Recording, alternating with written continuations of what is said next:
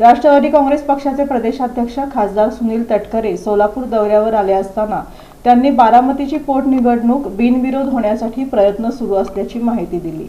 राष्ट्रवादी काँग्रेस पक्षाचे प्रदेशाध्यक्ष खासदार सुनील तटकरे सोलापूर दौऱ्यावर आले असताना त्यांनी माध्यमांशी संवाद साधला। अक्कलकोट येथील स्वामी समर्थ तुळजाभवानी मंदिर आणि विठ्ठल मंदिर पंढरपूर इथं दर्शन घेतल्यानंतर त्यांनी बारामतीतील राजकीय घडामोडींवर भाष्य केलं। ते म्हणाले की राष्ट्रवादी काँग्रेसच्या अध्यक्षा तथा उपमुख्यमंत्री सुनेत्रा पवार या 5 एप्रिल रोजी उमेदवारी अर्ज दाखल करणार असून हा पक्षासाठी भावनिक आणि महत्त्वाचा क्षण आहे। त्यामुळेच बारामतीची ही पोटनिवडणूक बिनविरोध व्हावी यासाठी आम्ही सर्वतोपरी प्रयत्न करत आहोत। शरद पवार यांच्या पक्षानं उमेदवार न देण्याचा निर्णय जाहीर केला आहे, त्याबद्दल आम्ही त्यांचे आभारी आहोत। तसंच उद्धव ठाकरे यांच्याकडूनही उमेदवार न देण्याची भूमिका अपेक्षित आहे। काँग्रेससोबतही आमचा संपर्क सुरू असून पक्षाचे राष्ट्रीय अध्यक्ष मल्लिकार्जुन खरगे यांच्याशी चर्चा होण्याची शक्यता असल्याचं त्यांनी नमूद केलं। या निवडणुकीची पार्श्वभूमी अतिशय संवेदनशील असल्याचं त्यांनी सांगितलं।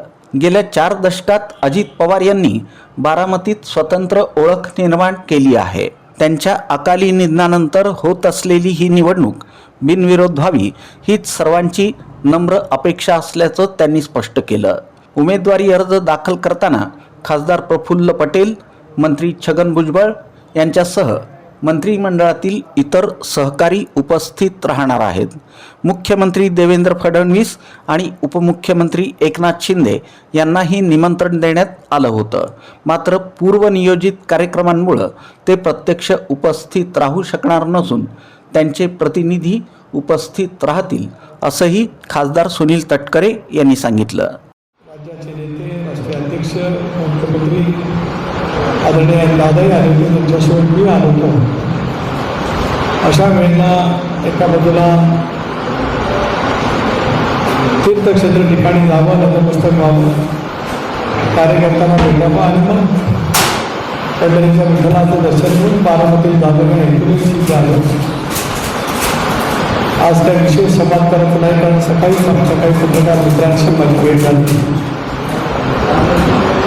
काही तुळजाभवानीकडे ही प्रार्थना केली की वातावरण मतदानामुळे अनेक वेळेला राज्याचा बळीराजा संकटात येतो।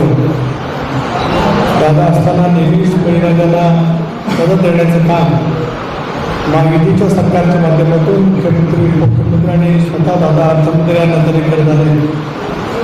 आताही काल परवा खूप अवकाळी पाऊस झाला, त्याच्यामुळे रब्बीच्या पिकाचं नुकसान झालं। कोकणातील आंबा, काजू या फलोत्पादनाचा मोठ्या प्रमाणात नुकसान झालं। ती आणि तुळजाभवानीच्या क्षणी प्रार्थना केली। महाराष्ट्राचेच नेते आदरणीय दादांच्या दुर्दैवी निधनाच्या नंतर उद्या राष्ट्रीय अध्यक्षा, उपमुख्यमंत्री सुनेत्राबाई पोटनिवडणुकीचा अर्ज त्या ठिकाणी करणार आहेत।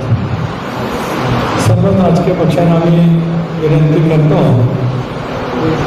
की दादांसारखं एक दिलदार कोरोना विचाराचं महाराष्ट्राला गतिमान करण्याचं 40 वर्ष ज्यांनी सेवा केली, त्या नेतृत्वाच्या अकाली दुर्दैवी निधनाच्या नंतर ती त्या ठिकाणी पोटनिवडणूक होत आहे, ही बिनविरोध करावी अशी विनंती आम्ही सारेजणच सर्व राजकीय पक्षांना त्या ठिकाणी करतो।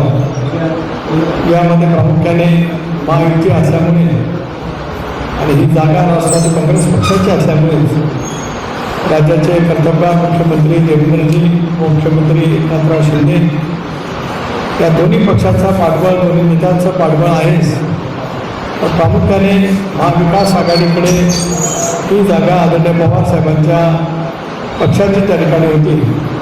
मी सकाळी उल्लेख केला, आता पुन्हा दुरुस्ती करतो की खासदार सुनेत्राबाईंनी या मुख्यमंत्री घोषणा केली की साहेबांच्या पक्षाचा कोणी उमेदवार राहणार नाही। मग मी प्रदेशाध्यक्ष म्हणून ताईंचे आभार मानले, साहेबांचे आभार मानले। उद्धवजींच्या जवळ संपर्क आमच्या प्रमुख नेत्यांचा झाला। उद्धवजींनीसुद्धा या सगळ्या परिस्थितीमध्ये बहिणीला पाठबळ देण्याचं निश्चित त्या ठिकाणी केलं. काँग्रेसच्या काही नेत्यांच्या मनामध्ये काय शंका असेल तर मी असेल, प्रभुभाई असतील, सारेजण काँग्रेसचे राष्ट्रीय अध्यक्ष खरगे साहेबांच्याजवळ संपर्क करण्याचा प्रयत्न करतो. केरळच्या प्रचाराच्या दौऱ्यात ते असल्यामुळे माझंही काय बोलणं होऊ शकलं नाही, प्रभुभाईचं नाही. पण संध्याकाळपर्यंत आमचं नक्कीच या ठिकाणी बोलणं होईल आणि त्यांना आम्ही विनंती करू की महाविकास आघाडीमध्ये जागा ही साहेबांच्या राष्ट्रवादी काँग्रेस पक्ष आहे, त्यांनी तर पाठिंबा